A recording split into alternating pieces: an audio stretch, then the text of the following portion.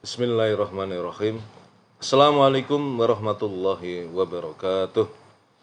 Alhamdulillahirabbil alamin wassalatu wassalamu asrofil anbiya wal mursalin sayyidina Muhammadin wa ala alihi washabbihi ajmain. Rabbi israh li sadri wa yassir li amri wahlul 'uqdatam min lisani yafqahu qawli. Halo teman-teman sekalian, sahabat yang mulia. Alhamdulillah kita berjumpa lagi di dunia maya dalam keadaan sehat walafiat. Dan oleh karena itu jangan pernah lupa untuk bersyukur kepada Allah Subhanahu wa taala atas segala karunia yang diberikan kepada kita yang begitu banyak dan mustahil kita bisa menghitungnya. Di antaranya adalah karunia kesehatan, karunia kesempatan, karunia umur panjang yang barokah, dan tentu karunia yang paling agung adalah karunia iman dan Islam. Karena dengan keduanya itulah kita akan selamat fit dunya wal akhirah. Dan selanjutnya mari kita bersolawat kepada baginda Rasulullah Muhammad sallallahu alaihi wasallam. Allahumma sholli ala sayyidina Muhammad wa ala ali sayyidina Muhammad. Teman-teman sekalian, sahabat yang mulia, alhamdulillah saya bisa hadir lagi menjumpai kalian untuk meneruskan pembacaan buku Sirah Nabawiyah, buku tentang kisah perjalanan kehidupan baginda Rasulullah Muhammad sallallahu alaihi wasallam. Dan pagi ini saya akan melanjutkan sub tentang Abu Thalib, ya, paman beliau, mengumpulkan Bani Hashim dan Bani Abdul Muthalib, ya. Seperti kita tahu bahwa Abu Thalib ini paman beliau, paman Rasulullah, termasuk salah satu tokoh di kalangan suku Quraisy yang terkemuka pada saat itu, ya. Seiring perjalanan waktu telah terjadi banyak perubahan situasi dan kondisi.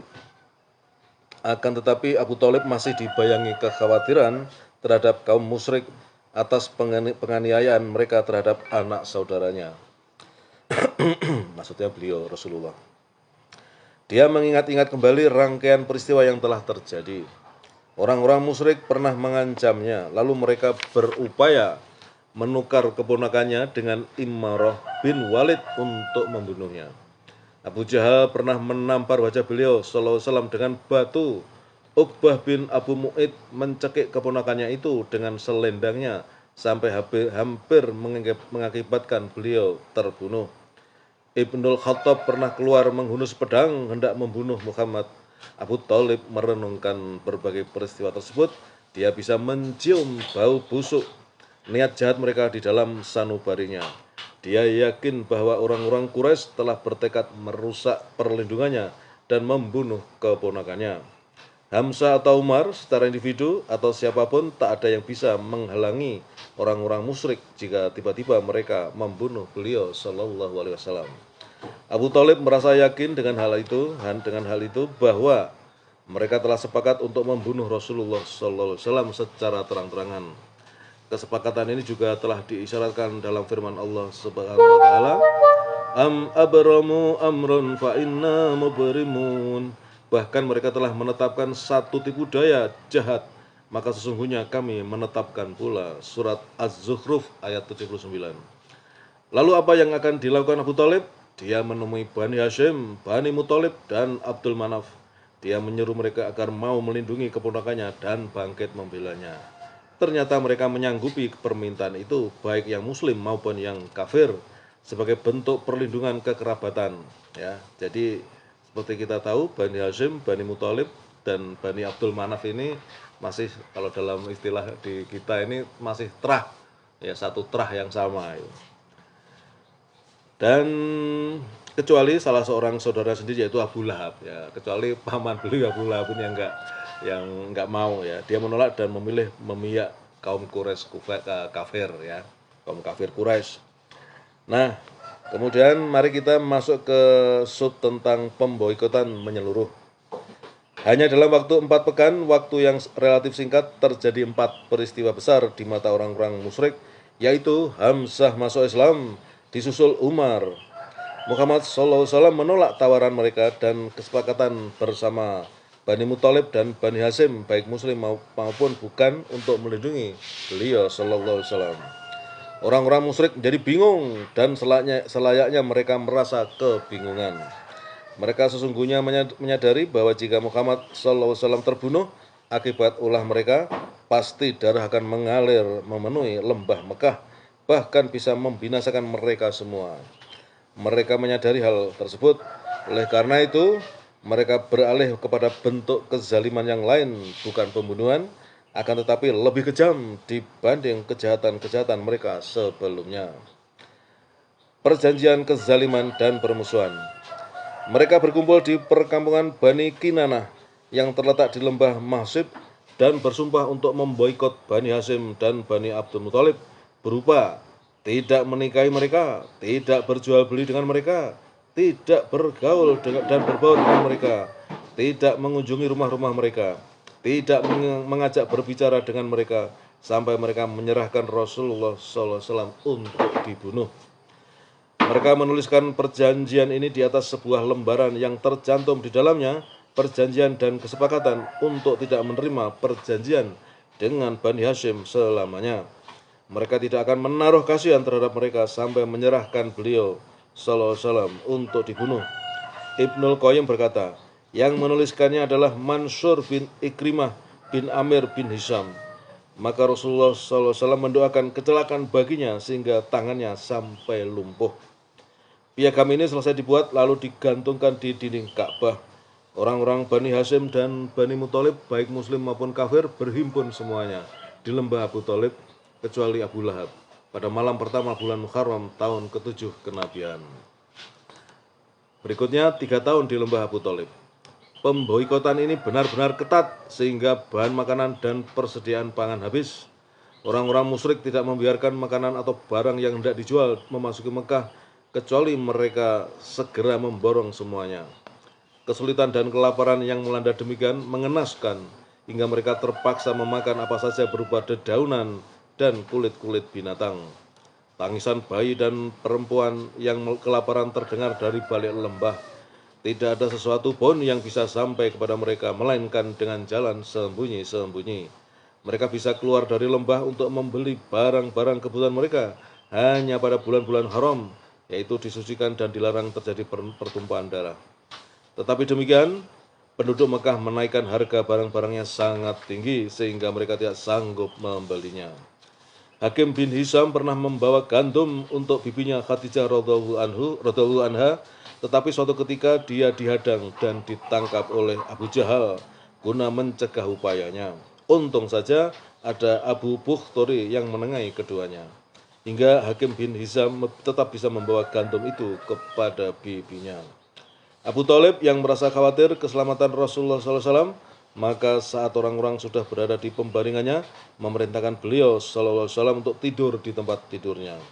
Dengan begitu, dia bisa mengetahui jika ada orang yang hendak membunuh beliau saat lengah. Ketika orang-orang sudah tidur semuanya, dia memerintahkan salah seorang anaknya atau saudaranya atau keponakannya untuk tidur di tempat tidur Rasulullah SAW, lalu menyuruh beliau tidur di tempat salah seorang dari mereka. Rasulullah SAW dan kaum muslim keluar pada musim haji dan mendatangi orang-orang yang berkunjung ke Mekah. Beliau mendakwai mereka dengan Islam. Saat itu Abu Lahab menghalang-halangi manusia dari beliau seperti yang sudah disinggung di muka. Berikutnya, terakhir ya teman-teman untuk hari ini, yaitu pembatalan piagam. 3 tahun penuh telah berlalu sementara pemboikotan masih tetap berlangsung. Barulah pada bulan Muharram tahun ke-10 kenabian terjadi pembatalan piagam dan perobekan lembaran perjanjian tersebut. Hal ini terjadi karena sebagian kaum Quraisy menentang dan tidak senang terhadap perjanjian pemboikotan ini. Orang-orang yang tidak menyetujuinya berusaha untuk membatalkannya. Orang yang memprakarsai hal itu adalah Hisham bin Amru dan Bani Amir bin Lu'ay. Dia biasa mengantarkan makanan untuk Bani Hasyim di lembah secara sembunyi-sembunyi pada malam hari. Dia mendatangi Zuhair bin Abi Umayyah al-Makhzumi. Ibunya adalah Atikah binti Abdul Muthalib, lalu berkata, "Wahai Zuhair, apakah engkau rela menikmati makanan dan minuman, sementara saudara-saudaramu dari pihak ibu berada dalam kondisi seperti engkau ketahui saat ini?" Dia menjawab, "Celaka engkau, apa yang bisa saya lakukan sementara aku hanya sendirian? Demi Allah, jika ada orang lain yang bersamaku, tentu perjanjian itu aku robek." "Engkau sudah menumpahkan orangnya?" Jawab Zuhair. "Siapa dia?" Tanya. "Aku," jawab Hisham. "Kalau begitu mari kita mencari orang yang ketiga," jawabnya.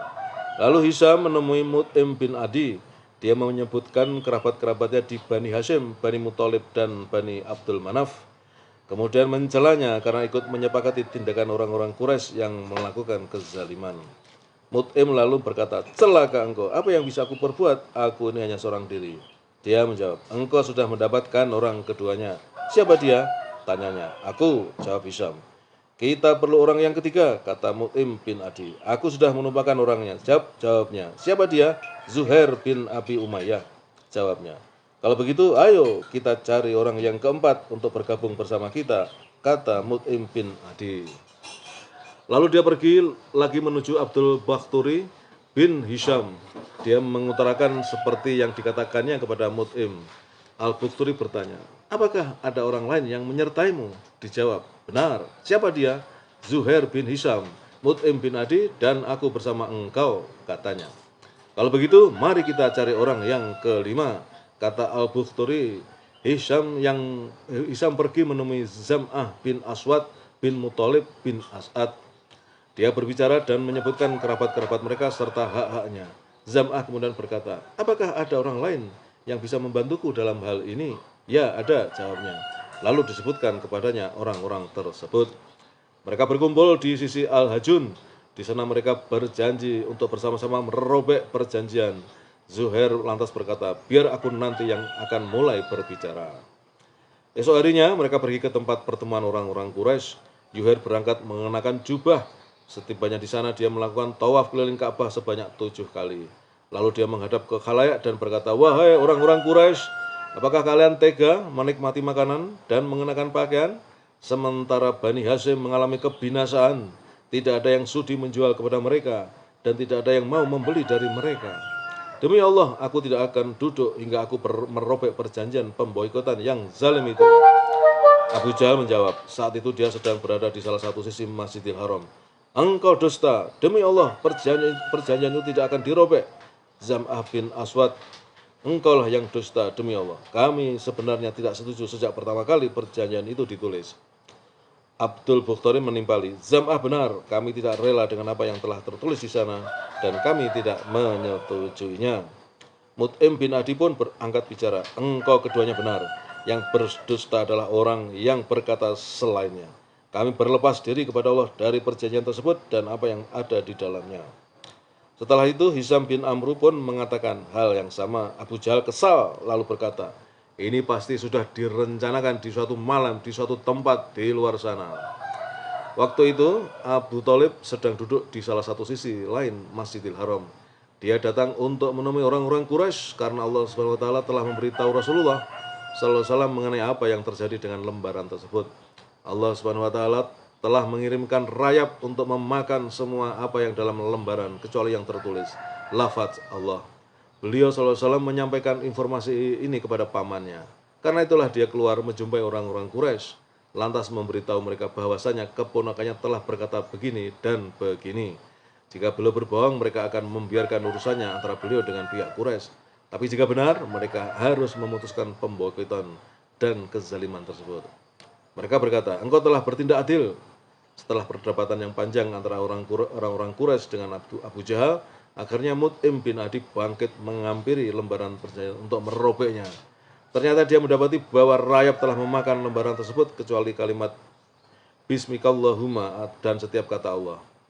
Piagam perjanjian tersebut akhirnya benar-benar dirobek sehingga Rasulullah SAW beserta orang-orang yang ada di dalam lembah bisa keluar dari sana.